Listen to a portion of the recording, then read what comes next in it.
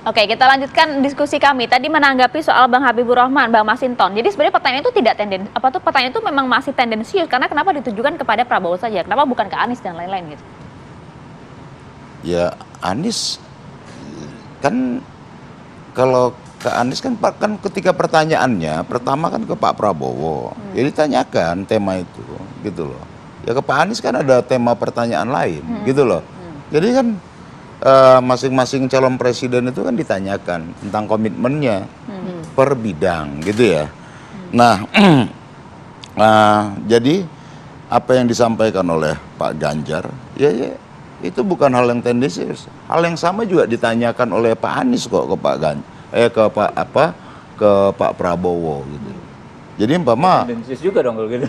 Iya kan Sama-sama tendensius gitu. ya, dalam perdebatan itu Hal yang biasa. ya hal yang biasa, pasti punya tendensi.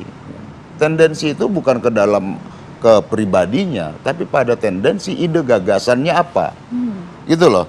Jadi kalau dalam berdebat ya perdebatan itu seperti itu. Dia harus jawab singkat, tepat gitu loh, dan substansinya Terjawab dapat. nggak? Karena kepemimpinan itu dibutuhkan respon yang cepat, maka butuh orang yang punya pemikiran cepat.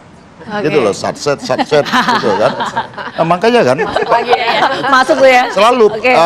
kalau kita lihat debat ya, dia durasinya nggak panjang. Karena memang menguji itu tadi yang disampaikan oleh Mbak Fitri, menguji kecepatan, menguji emosional orang juga gitu loh. Emosi boleh, tapi yang nggak boleh itu adalah emosional, menanggapi apa itu ya, bahan pertanyaan apa segala macam.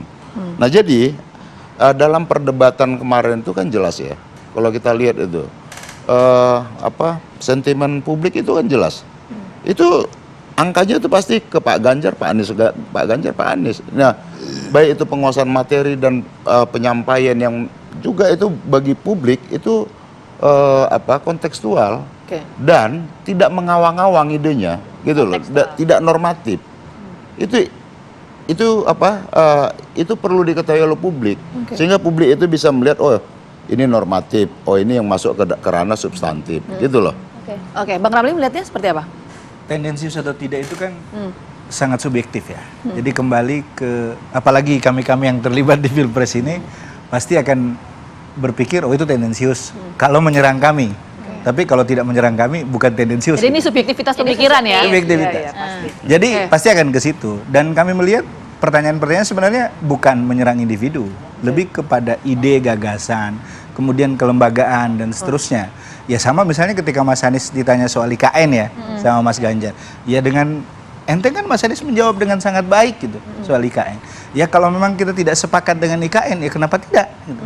Itu kan bagian dari proses yang memang diyakini Pak Anies bahwa pemerataan itu lebih penting daripada mengumpulkan di satu tempat. Gitu. Dan silahkan masyarakat memilih, seperti kata Pak Prabowo, silahkan masyarakat menentukan kan. Gitu.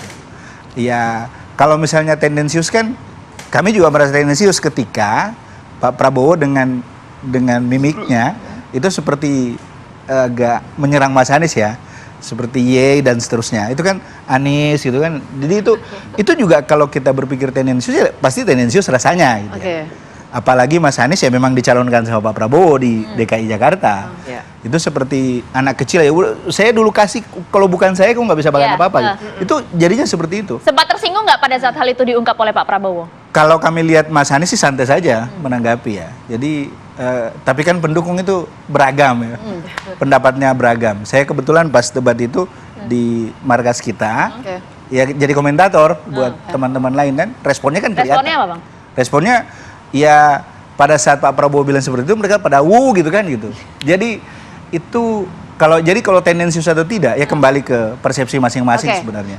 Dan kamarnya masing-masing punya persepsi masuk ke situ. Oke, nanti yang akan kita bahas di segmen selanjutnya. Kita tahan dulu Mbak Bivitri adalah ada anggapan bahwa dalam debat nanti kita akan berikan. Tadi dijanjikan saya ini malah udah satu segmen saya nggak ngomong. Nanti saya akan berikan untuk Mbak Bivitri semuanya sama. Segmen tadi kan beliau sudah punya jatah. Nanti akan kita bahas adalah apakah ini kan ada anggapan dari publik bahwa kemarin tidak membahas substansi soal pemberantasan korupsi. Konsep pemberantasan korupsi seperti apa? Apakah itu memang dilihat Mbak Fitri juga? Nanti kita bahas, tapi kita jeda dulu. Apakah baru Syabaki kembali hadir saat lagi untuk Anda? Oke, sebelum ke masing-masing tim dari pasangan calon presiden, calon wakil presiden, saya ke Mbak Bivitri dulu. Mbak Bivitri, pertanyaan saya tadi kan ada anggapan nih Mbak ya soal debat kemarin itu tidak menyentuh ranah soal konsep pemberantasan korupsi. Kalau Mbak Bivitri melihat itu juga nggak sih?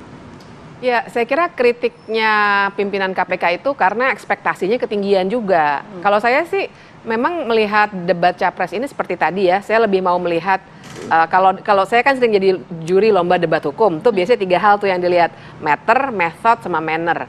Jadi saya melihat ini memang show gitu ya, nggak akan terlalu panjang, 7 topik loh, 7 subtopik. Tidak hanya soal pemberantasan korupsi kan, ada demokrasi, ada HAM dan seterusnya.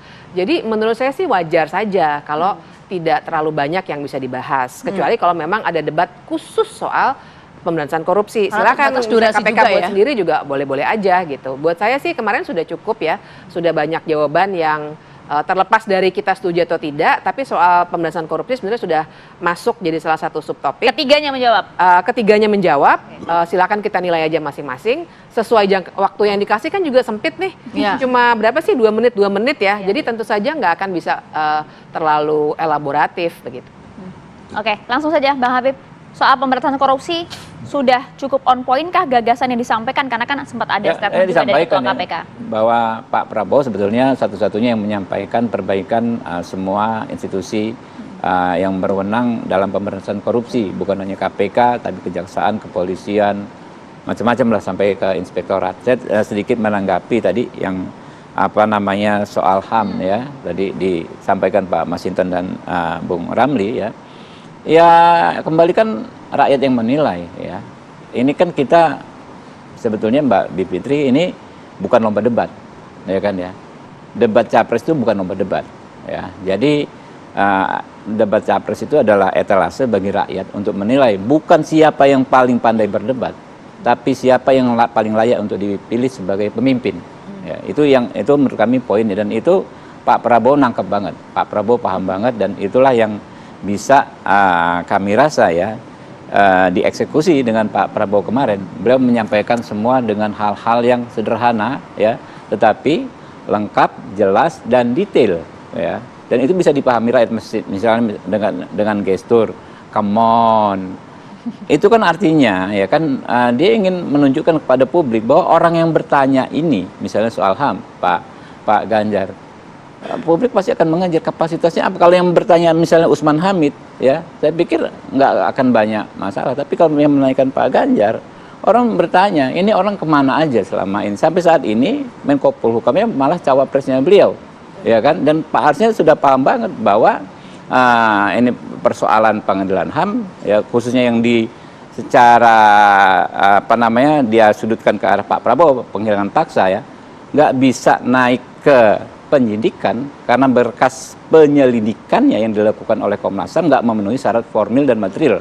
Kalau bahasa hukumnya itu kan sumir. Nah itu nggak memenuhi dan nggak bisa dipaksakan dalam proses hukum pidana ya. Penentuan berjalannya proses tersebut kan harus benar-benar sesuai dengan bukti-bukti yang ada. Kalau tidak, maka Anda tahu kasus Abi Pura di mana terdakwa pelanggaran HAM diadili lalu bebas. Lalu yang terakhir itu kasus Paniai. Paniai itu peristiwanya terjadinya tahun 2014, diadili tahun 2022, 6 tahun. Sementara penghilangan paksa itu 9798, ini mau diadili tahun 2000 sekian. Jadi memang semakin absurd memang kalau penyelesaian yudisial. Nah yang dilakukan oleh pemerintah Pak Jokowi, nah ini dilaksanakan oleh wapresnya Pak Ganjar, PPHAM, penyelesaian pelanggaran HAM masa lalu secara non yudisial. Ini yang berjalan